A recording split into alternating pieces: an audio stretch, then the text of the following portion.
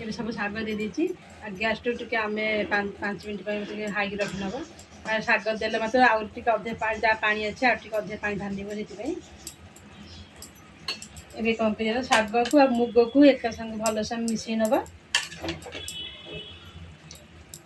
ना प्रथम तेल दे सोरिष दे देती एबे टिके सोरिष दे दूसरी जीरा देदेव ताक देदेव पियाज देदेव गैस को हाई करदे भाजी नब पियाज रसुण सब भाजी नहीं आप देखिए ये शाग देदेव शाग दे भलसे मिसई नब ये शाग हो चलते आम गैस बंद करदे ये मुझे सर्व कर नौची आप घी टे पकेब देखिए पूरा जमी मंदिर खाते सेमती लगे पियाज पकेबनी रसुण पकेबनी सेमती खाली आम खाली से कौन कह खाली टे स्लाइट आम इथे जीरा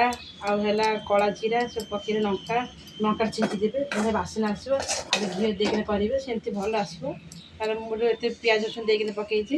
देखिपे केमती आम भक्त तो सुंदर खा पूरा मार्केट पर